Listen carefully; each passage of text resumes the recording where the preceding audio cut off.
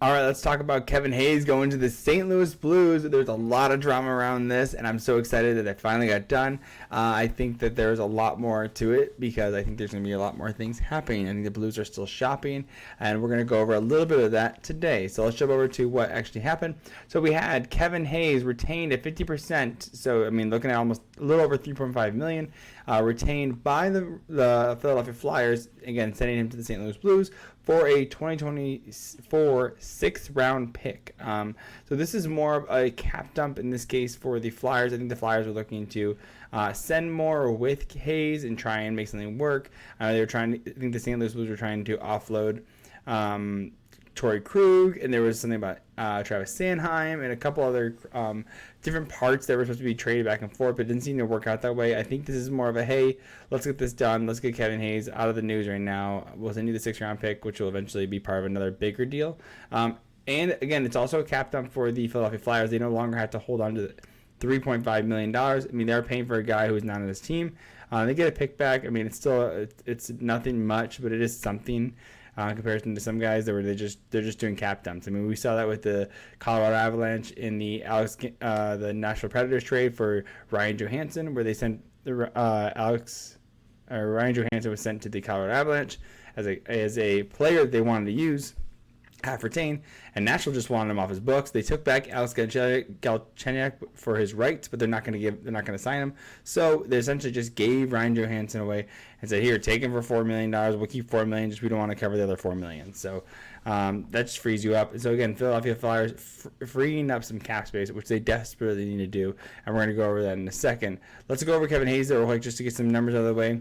You can see Kevin Hayes, 54 points in 81 games. That's pretty good for a team that did terrible. I mean, it was a minus 22, but again, this is a team that did not play very well. But Kevin Hayes has been pretty steady. Again, actually, it's been his best year. Crazy enough, it's been his best year in the NHL since debuting at 45, 49, 42, 44, right? 54 is a step up. He shows that he's a real leader. And by the way, he also plays center, right?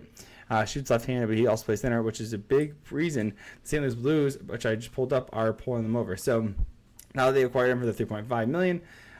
They have 3.9 projected to be left over. So with that amount of space left over, they can say, okay, well, we have the space. We can probably sign another guy, maybe a cheaper Ryan O'Reilly. Maybe they bring in Ryan O'Reilly for like $3.5 million, and that would make sense because their center depth is not amazing. But definitely Kevin Hayes helps with this. You can see you got Robert Thomas, you have Braden Shen, you have Buchnevich, who can play center as well, by the way.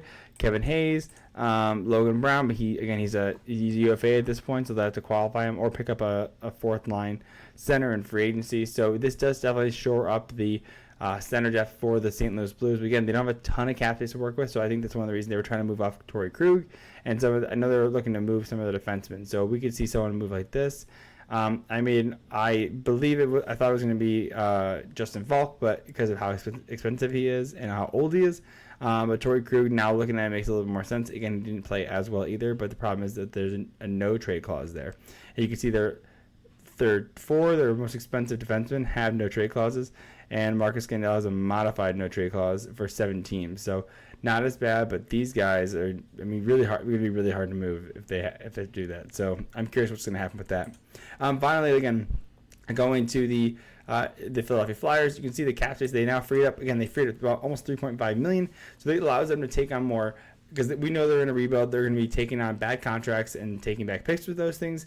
So similar to what they saw with the Peterson trade with the LA Kings. So I can see them just sending Kevin Hayes out, getting something back, and then eventually getting more picks and more players back with bad contracts, just so they can continue the rebuild. So anyways, let me know what your thoughts are on this. Hit like, subscribe, comment. What do you think about the Kevin Hayes trade? Again, it's a cap dump. It's nothing crazy, but it's something that they just wanted off their books. And honestly, there's all the reporters, they were going crazy. They're like, hey, what's happened with Kevin Hayes? What's happened to Torrey Krug? Is he going to waive no movement clause? It's like, hey, just get it over with. 6th round pick, whatever. It's a cap dump. We all know what it is. And honestly, Tortorella, he sat Kevin Hayes for the last 5 games of the season. So that's 5 games. Yeah, I think it was 5 games. Someone said, I heard 5 games. Last game of the season, just to prove a point. I mean, it's petty, But it's John Tortorella, and he's the one that's going to be there long term because Kevin Hayes now is playing with the St. Louis Blues. So, anyways, hit like, subscribe again, like I said, and love you.